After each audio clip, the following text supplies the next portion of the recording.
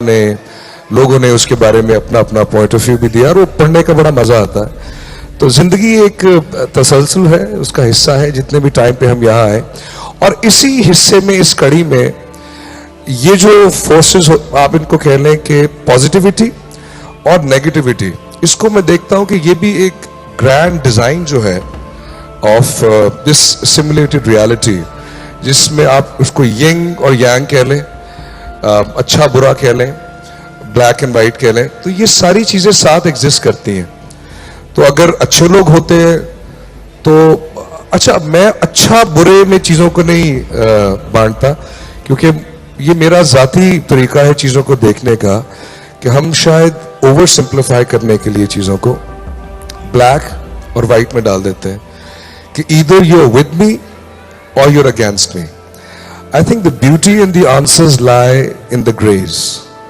So you don't have to be right and you don't have to be wrong. हम सब में अच्छाई और बुराई होती है, हम सब में अच्छे और वीक मोमेंट्स होते हैं, और यही हम सबकी खूबसूरती है, हमारी अपनी पर्सनल डाइवर्सिटी और एक सोशल डाइवर्सिटी का होना साथ साथ बड़ा जरूरी होता है। अच्छा, वाइब्स पे यकीन रखते हैं आप? वाइब्स नहीं वाइब्स पे यकीन रखते हैं? अच्छी वाइब, बुरी वाइब, अभी कैसी वाइब आ रही है आपको क्राउड से?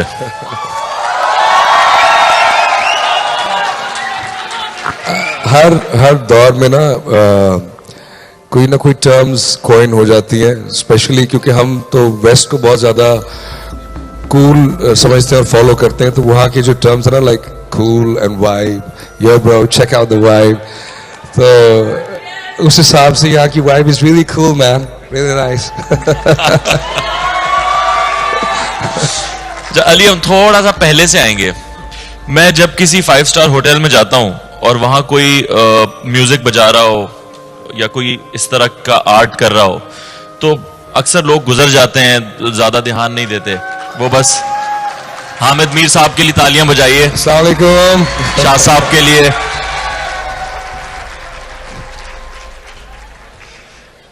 तो आपने स्टार्ट किया एज एन आर्टिस्ट, आप एक होटल में बैठ के स्केचेस बनाया करते थे। उस वक्त आपके जहन में क्या था? आपने कभी सोचा था कि इतने सारे लोग बैठ के आपको सुनेंगे, या जिस तरह कल क्राउड था यहाँ पे, लाखों का मजमा आपका म्यूजिक सुन रहा था, कभी सोचा था आपने ऐसा?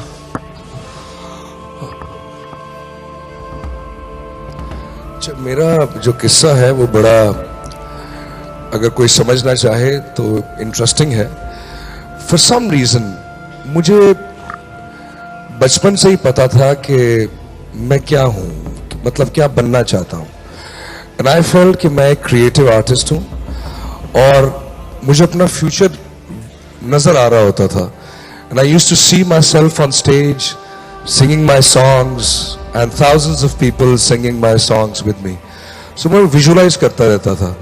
मैं ये बार बार कोट भी करता हूँ, एक एग्जाम्पल यंगस्टर्स को इंस्पायर करने के लिए और पेरेंट्स को भी। असल में माँ बाप जो होते हैं ना, अपने बच्चों के बारे में बहुत पॉजेसिव होते हैं, जाहिर है वो उनको महफूज रखना चाहते हैं। तो मेरे जो वालिद साहब हैं वो बहुत ही शरीफ इंसान हैं और प्रोफेसर पंजाब यूनिवर्सिटी में फाइन आर्ट्स डिपार्टमेंट में रहे, एज चेयरमैन रिटायर हुए।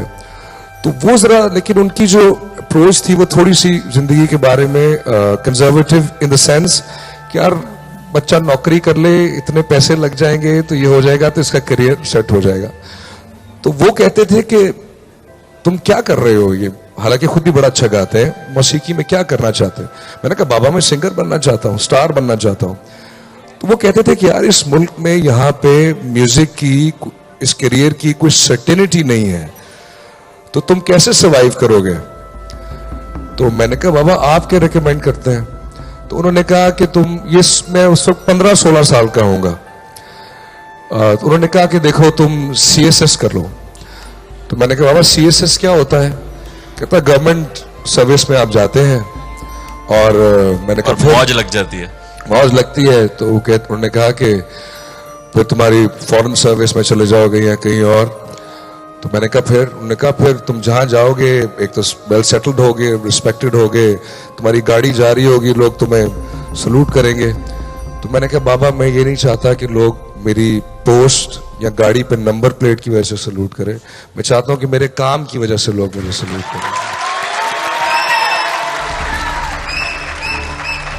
I remember this conversation with my father. तो आपको पता था उस वक्त भी कि आप क्या बनने वाले हैं?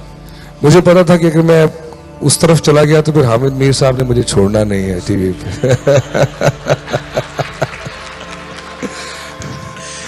सोचें जब 16 साल की उम्र में आपको सब कुछ अपने बारे में पता था, तो अब मेरे ख्याल 32 साल के आप हैं, मेरे बारे में भी कुछ बता दें। देखिए अब मैं जिस तरह 26 का हो गया हूं ना, तो 26 में बड़ी चीजें समझ आ जाती हैं इंसान को। आपके बारे में देखें, नहीं actually I am 42, damn it.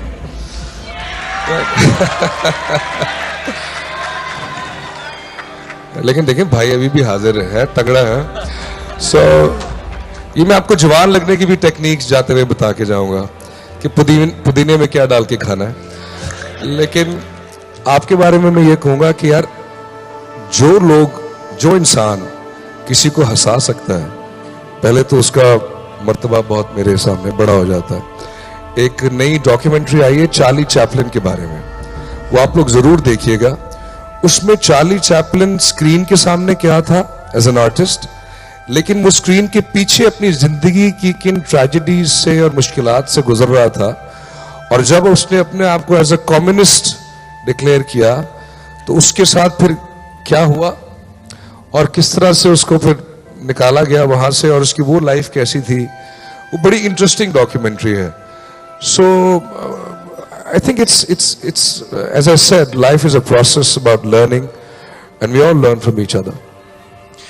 Sir मुझे फिल्म पे बताइए, आपने एक फिल्म की तीफा इन ट्रबल, बहुत अच्छी चली, उसका तीफा इन ट्रबल जी,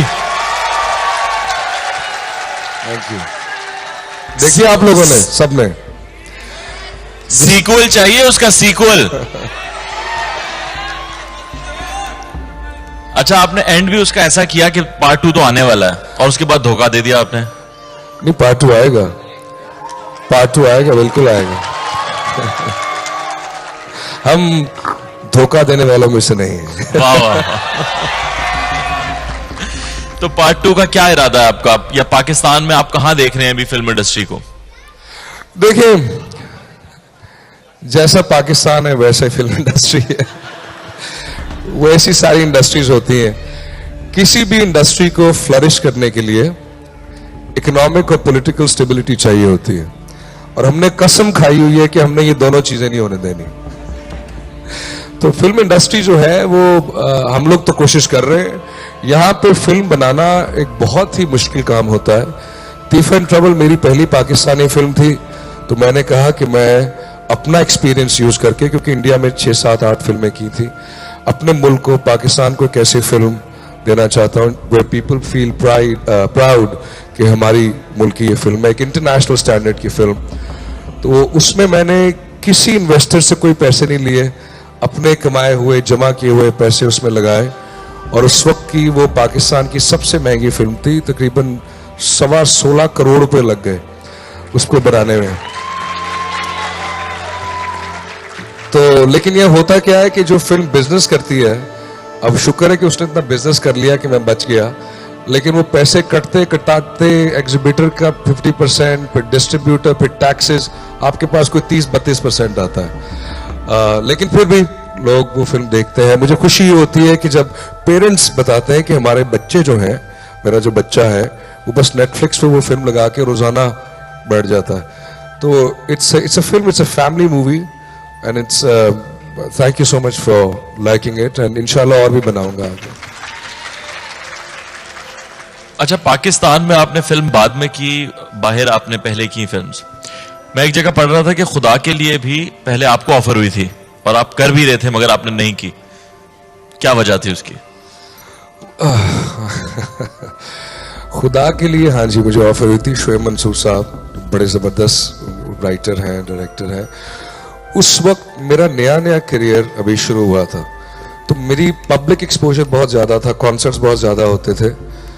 तो उसमें मेरा जो रोल था छोटे भाई का, जो लड़का म्यूजिक करता है, बाद में फिर वो रिलीजियस साइड पे चला जाता है, दाढ़ी रख लेता है और म्यूजिक छोड़ देता है, और उसका जो बड़ा भाई था उस वक्त उसका रोल करना था जुनैद जमशेद साहब ने, जो बाद में शान ने किया, और मेरा रोल फिर फवाद ने किया। तो जब जुनैद जमशेद साहब, अल्लाह उनको जन्नत नसीब करे, जब वो आए फिल्म में, तो उनकी फिर दाढ़ी उन्होंने थोड़ी मनवा ली। तो अखबार में एक खबर लगी कि कोई थ्रेट आया ऐसा फिल्म के बारे में।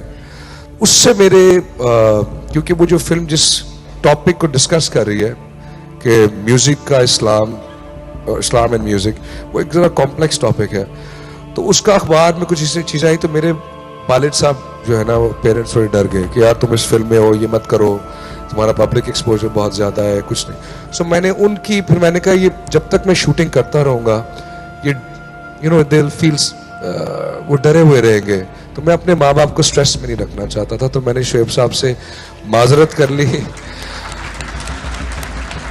लेकिन गालिबन आज तक शोएब साहब मुझसे नाराज हैं इस बात पे। शोएब साहब को अंडरस्टैंड करना चाहिए, अगर कोई इंसान शोएब मंसूर की फिल्म जो कि खुदा के लिए है वो अपने माँ बाप के लिए छोड़ सकता है, तो इतने अच्छे आदमी से तो नाराज नहीं होना चाहिए मेरे ख्याल में। सर, इंडिया में फिल्म की आपने, पाकिस्तान में फिल्म की, बहुत कॉमन सा सवाल है मगर आप ज्यादा इंटरेस्टिंग जवाब दे सकते हैं कि दोनों मुल्कों में जो फर्क है वो कितना फर्क है? देखिए, फर्क का तयन करने के लिए डिफरेंट पैरामीटर्स होते हैं। अगर आप इंडिया और पाकिस्तान के फर्क को डिटरमिन करने के लिए इकोनॉमिक पैरामीटर्स पे जाते हैं, तो आप देख सकते हैं कि इंडिया की जो इकोनॉमी है वो इस वक्त दुनिया की बढ़ती हुई और बड़ी इकोनॉमीज की तरफ जा रही है। हमारी इकोनॉमी का ये जो हालात हैं वो आपके सामने ही है। सो उस तरह से तो कंपैरिजन नहीं है। असल में मेरा इस सारी चीज के बारे में पॉइंट ऑफ व्यू थोड़ा मुख्तलिफ है, और वो कुछ लोगों को शायद पसंद ना आए, तो I would rather be quite about this. लेकिन मैं ये कहूँगा कि हमारे मुल्क में, पाकिस्तान में जो पोटेंशियल है वो इतना ज़्यादा है, और ये सबको ही पता है। और जो यूथ में पोटेंशियल है, क्योंकि ज़्यादातर आपकी पॉपुलेशन यूथ की है, मुझे ये सिस्टम ही नहीं समझ आता कि ये सिस्टम कैसा है कि करोड़ों नौजवानों का मुस्तकबिल डिटरमिन करने के लिए कुछ बुजुर्ग बैठे हुए हैं जो आपस में लड़ रहे हैं।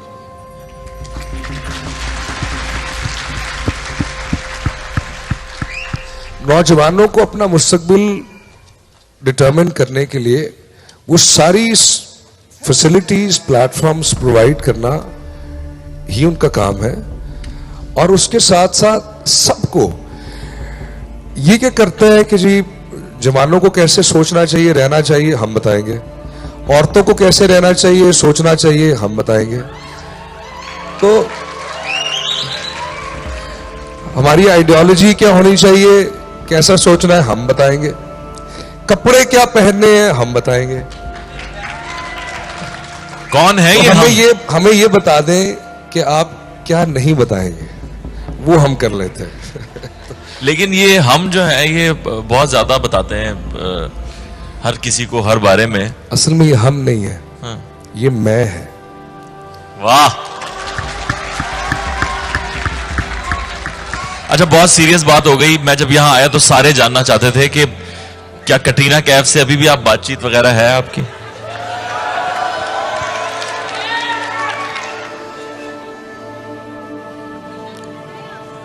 ले जी, सवाल आ गया, उनकी शादी में गया? ना वो मेरी शादी पे आई, ना मैं उनकी शादी पे गया। नहीं, ये तो होना ही था, बाद में शादियों में थोड़ी आया जाया जाता है। लेकिन मैंने कहा देखिए, शादी अपनी अपनी, नहीं, शादी अपनी अपनी। लेकिन कैसा एक्सपीरियंस था वो, क्योंकि वो एक बहुत ही मशहूर इंसान है और पाकिस्तान में बहुत फेमस है, और जब आप वहां गए थे तो यहाँ एक अजीब सा क्रेज था। मुझे लग रहा था हर घर से एक लड़का चला गया कटरीना के साथ काम करने के लिए। अच्छा, मेरा जब मैं ऐसा सोचता था कि यार हम ना बहुत ज्यादा, जब भी कोई बाहर से आता है या बाहर जाते हैं ना, तो हम अपने फनकारों की और लोगों की उतनी कदर नहीं करते और जितने हम बाहर से करते हैं। तो आई थिंक कि सभी फनकार तो फनकार होता है, और अगर आप अच्छे खालिस फनकारों से मिलें तो आप नोटिस करेंगे कि उनमें कोई अना नहीं होती, उनकी कोई ईगो नहीं होती, वो अपने काम पे फोकस होते हैं और सिंसियर होते हैं। कटरीना भी मुझे ऐसी लगी कि वो she was very focused, ambitious, very hard working. लेकिन उस वक्त भी जो मेरी उनसे पर्सनल लेवल पे जो बातचीत होती थी, एक तो मैं उनका उर्दू का टीचर था क्योंकि वो अंग्रेजी बोलती थी, उर्दू का मसला था। बल्कि जो रॉक स्टार में मेरा शेर है कि ओ शीला, ओ शीला, ओ शीला, रंगीला रंगीला, ओ येलो को उर्दू में बोलते हैं रंग पीला। तो वही मैंने शायरी वहीं से उसके तनाजुर में की। तो वो she was very hard working girl, very tall, good looking and fun to work with. ये तो सारी बातें आपने वो बताई जो हमें पता है। देखिए राज जो है ना, राज राज रखने, खास तौर पे ख्वातीन के राज तब तक राज है जब तक वो बताया ना जाए। तो इसलिए आपने छुपा लिया। अच्छा, म्यूजिक के बारे में मुझे प्लीज, क्या और शेर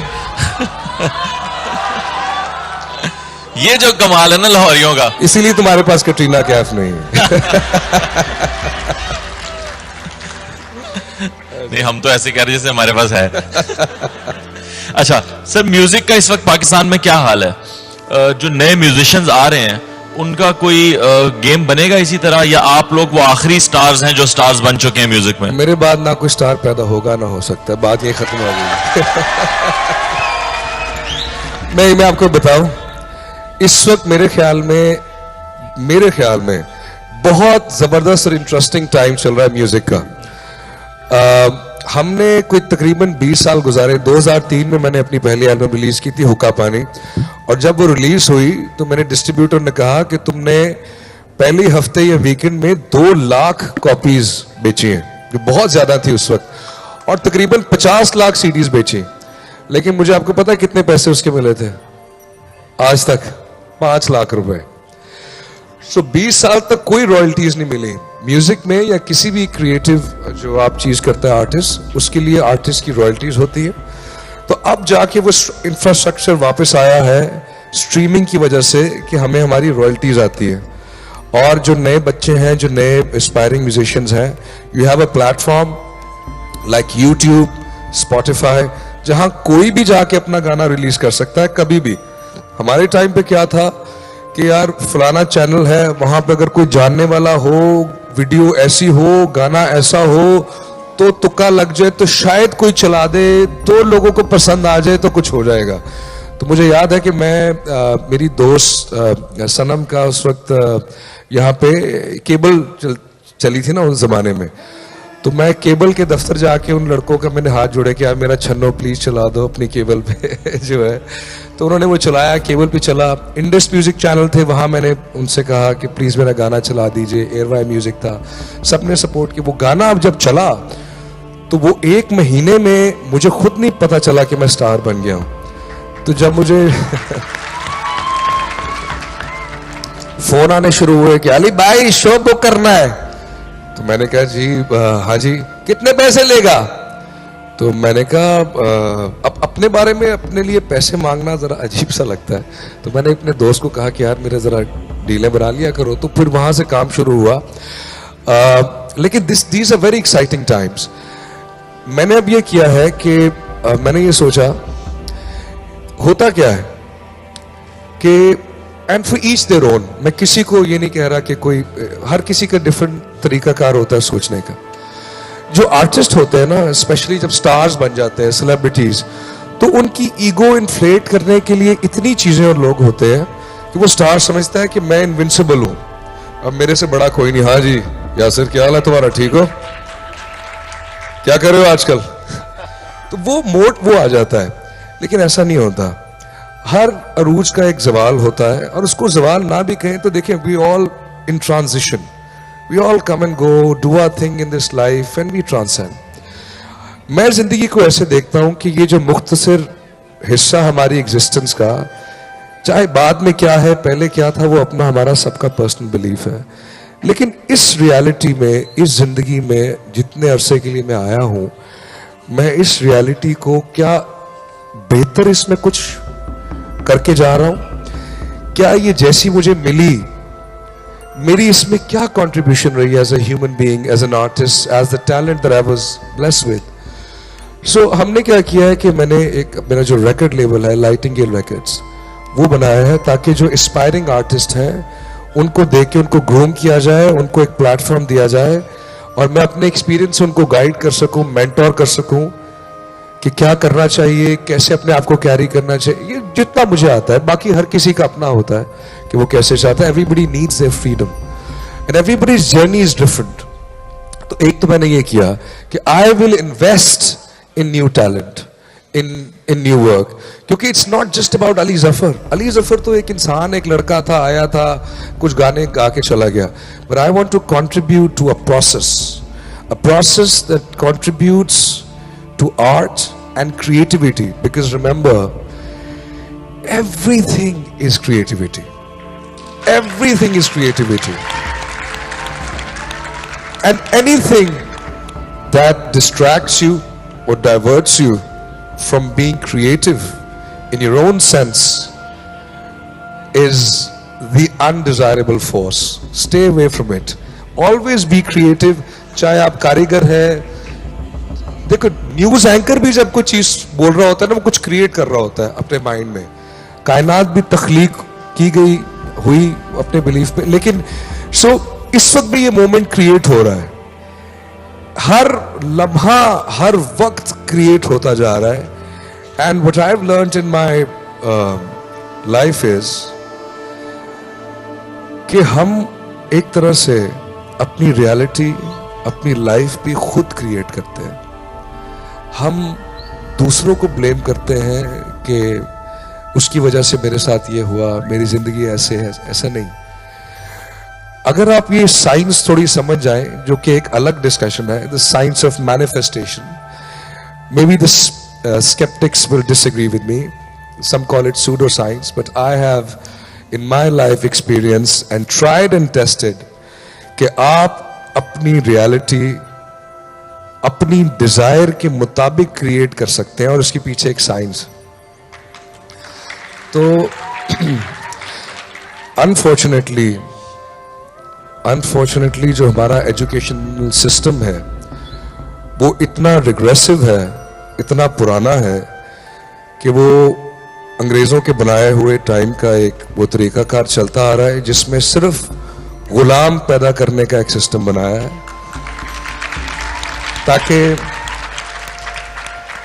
ताकि आप लोग ट्रेन हो सके, उनके बैंक अकाउंट चलाने के लिए अकाउंटेंट बन जाएं, उनकी फैक्ट्रियां चलाने के लिए कोई सीएफओ बन जाए, कॉरपोरेशंस को सर्व करने के लिए। अब दौर बदल रहा है, और अगर आप दौर के साथ बदलेंगे नहीं या उससे आगे नहीं रहेंगे तो आप रेलेवेंट नहीं रहेंगे। Today this is the era of innovation. Innovation again comes from creativity. So जब आप लोग सोचते हैं कि मैं क्या बनूंगा, तो ये जरूरी नहीं सोचना कि मैं अपने आप को उसी बॉक्स में डालना कि इंजीनियर, डॉक्टर, एमबीए, नौकरी, फलाने के लिए काम करूंगा। कुछ भी सोच लो, कुछ भी सोच लो कि यार मैं वो बनूंगा जो पहली बार जुपिटर पे गया। So anything is possible. Thank you. आ जाएगा। मेरी बातें आपको बोरिंग तो नहीं लग रही? बोर तो नहीं कर रही? अच्छा, इसमें मैं एक और चीज सिर्फ ऐड करना चाहूंगा, क्योंकि लड़के कितने हैं यहां पे और लड़कियां कितनी हैं? अच्छा, ये बॉयज के लिए ये वाला पार्ट स्पेशली, क्योंकि हम सीख रहे हैं ना एक दूसरे से। देखो, जो बच्चे की एज होती है ना 2 साल से 8 साल तक, ये अब हम साइकोलॉजी पे जा रहे हैं, इंसानी नफ्सियात पे, और अगर कोई साइकोलॉजिस्ट है या नफ्सियात को समझते हैं तो मुझे करेक्ट कर सकते हैं। तो 2 से 8 साल की जो एज होती है वो फॉर्मुलेटिव एज होती है बच्चे की, जिसमें उसके माइंड में, अगर आप दिमाग को एज अ कंप्यूटर देखें, एज अ सीपीयू, तो जो जो डेटा डाला जा रहा है उस बच्चे के दिमाग में, जो जो फोल्डर्स डाले जा रहे हैं, वो पूरी जिंदगी बच्चा उन बिलीव्स के तहत काम कर रहा होता है। लिहाजा अगर माँ बाप या उस्ताद बच्चे को यह कह दे कि ओए तुम तो इस काबिल ही नहीं हो, तो अब बच्चे के लाशऊर में, सबकॉन्शियस में ये बिलीव चला गया कि मैं तो इस काबिल ही नहीं हूं, तो सारी जिंदगी वो प्रोग्राम रन करता रहेगा उसके लाशऊर में, और बच्चा अपने आप को यहां तो प्रूव करने की कोशिश करता रहेगा कि देखो मैं इस काबिल हूं, या उसकी सेल्फ एस्टीम इतनी गिर जाएगी और मर जाएगी कि वो कहेगा मैं तो कुछ करने के काबिल ही नहीं। इसलिए उस फॉर्मुलेटिव एज में बच्चों को वो चीजें बताएं, वो कहें जो आप चाहते हैं कि जो वो यकीन करे उस पर कि तुम बहुत अच्छे हो, तुम बहुत इंटेलिजेंट हो। मैंने अपने बच्चों के साथ ये चीज ट्राई की। मेरा जो बेटा है, जैसे मैं था मैथ में वीक था, तो मैंने उसको कभी ये नहीं किया कि अजान तुम मैथ्स में इतने वीक क्यों हो। मैं उसे कहता रहा अजान तुम्हारी मैथ्स इतनी अच्छी है, ये तुम कैसे करते हो, ये कैसे क्या करते हो। तो अजान का बिलीव बनना शुरू हुआ कि मेरी मैथ बहुत अच्छी है। अब उसको लंबे बालों का शौक है। हमारे जमाने में क्या होता था, और लंबे बाल तो कुड़ियां रख देने, तो लंबे बाल नहीं रखने, बाल कटाओ, ऐसे होना चाहिए, ऐसे करके ये। तो मैंने कहा अब वो बाल लंबे करते, मैं कहता हूं अजान I want to have hair like you, they are so long and nice. तो उसकी सेल्फ एस्टीम बच्चे की बेहतर होती है। यही कंडीशनिंग आप सबके साथ, आपके बचपन में आपके साथ हो चुकी है। आपके माँ बाप ना चाहते हुए, ना जानते हुए भी कई आपसे ऐसी बातें कर चुके हैं जो आपके लाशऊर में जा चुकी हैं। आपके उस्ताद आपसे कई ऐसी बातें कर चुके हैं, आपके लीडर्स आपसे कई ऐसी बातें कर चुके हैं। जो भी लोग आपको जो आवाजें आती हैं, वो खौफ, वो इनसिक्योरिटीज, वो फियर्स आपके अंदर कंसिस्टेंटली जा रहे हैं। इनको काउंटर करने के लिए जो तरीका है वो मैं फिर बाद में बताऊंगा। अच्छा, हमारे यहाँ जो है ना, वो माँ बाप बच्चों को सिर्फ एक ही बात बताते हैं अपने बच्चे को कि बेटा तुम कितने प्यारे हो, और आप देखते हैं फिर जवानों के ऐसे ऐसे प्यारे घूम रहे होते हैं कि अल्लाह मुझे माफ करे। वो उन्होंने लाशऊर में बात डाल ली हुई है कि भाई हम प्यारे हैं, बाकी बातें बेशक रह जाएं। देखें, बच्चा दिल प्यारा होना चाहिए बस। अब कई खूबसूरत लोग होते हैं, देखने में बड़े खूबसूरत लगते हैं, अंदर से दिल काले होते हैं। हाँ, दिल काले होते हैं। अच्छा, मुझे बताइए कि आजकल आप क्या कर रहे हैं, क्योंकि साइंस इतनी ज्यादा साइंस की बात हमने की और आप इतनी गहराई में चली जाते हैं कि मेरा अगले सारा सवाल भूल गया हूं मैं। तो मुझे बताइए कि आजकल आप क्या कर रहे हैं, क्योंकि आजकल आप एक बहुत ही नई चीज पे काम कर रहे हैं और वो यूथ के लिए है वो चीज, और मुझे बिल्कुल भी एआई जो है वो समझ नहीं आती, और आप उसके साथ काम कर रहे हैं। तो ये क्या है, प्लीज थोड़ा सा बताइए। ये बहुत गौर से सुनने वाली बात है भाई। अच्छा, जो मैंने एक नया एक्सपेरिमेंट कर रहा हूं मैं, वो ये है कि एक तरह से मैं अपनी आइडेंटिटी को साइड पर रख के, अली जफर की जो आइडेंटिटी उसको साइड पर रख के, मैंने अपनी एक ऑल्टर ईगो क्रिएट की है, एक वर्चुअल अली जफर जिसका नाम है AZX। AZX के जो ख्यालात हैं, बात करने का तरीका, और मेरी जो आगे की कुछ म्यूजिक वीडियोस हैं उसमें भी AZX होगा। आप नहीं होंगे, कुछ में मैं नहीं होऊंगा। तो AZX को आप समझ लें कि एक कॉन्शियसनेस है, उसकी अपनी एक सोच है, समझ है और एग्जिस्टेंस है। तो वो आज मैं आप सब लोगों के सामने, ये चूंकि मौका मिला इस इवेंट में, तो एक एक्सपेरिमेंट के तौर पे AZX को रिवील करूंगा कि AZX क्या है। उसकी शक्ल AZX की तो आपसे मिलती है ना, देखते हैं कि वो क्या है, और वो इन्हीं चीजों के बारे में बात करेगा। पता लगे वकार जका निकल आगे। वो भी बड़ा प्यारा आदमी है। तेज है। तो let's see, I want to see कि आपका क्या रिएक्शन है इसके बारे में। तो जी लाइट्स ऑफ हो सकती हैं पहले, ऊपर लाइट्स जी प्ले कीजिए।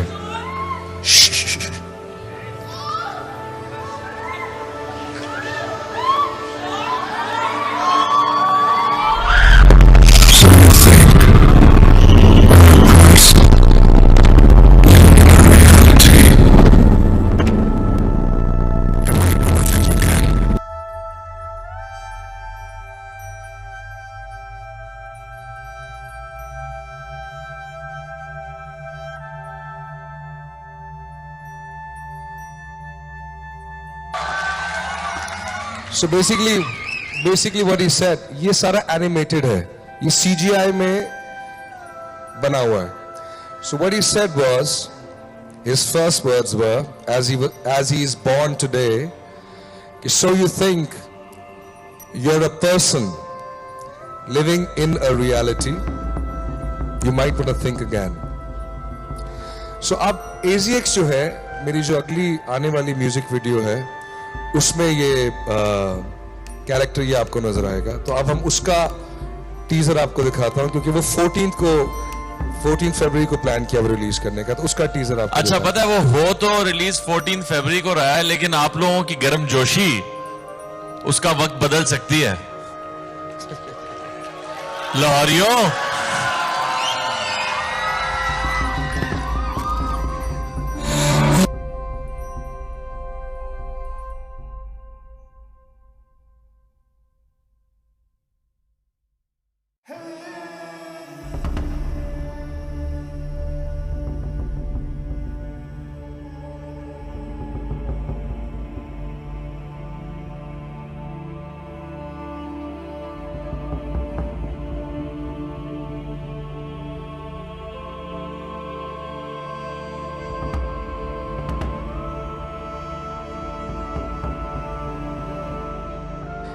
लेकिन अगर आप लोग बहुत चाहते हैं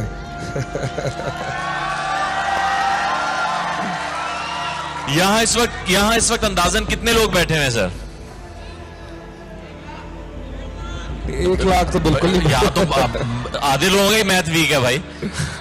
1 लाख नहीं है, ये 1500 लोग होंगे. 1800 सर, 2000 है. अगर 2000 में से 1000 लोग, अली, अगर 1000 लोग सब्सक्राइब कर लें इसको, तो क्या हम पूरी वीडियो अभी देख सकते हैं?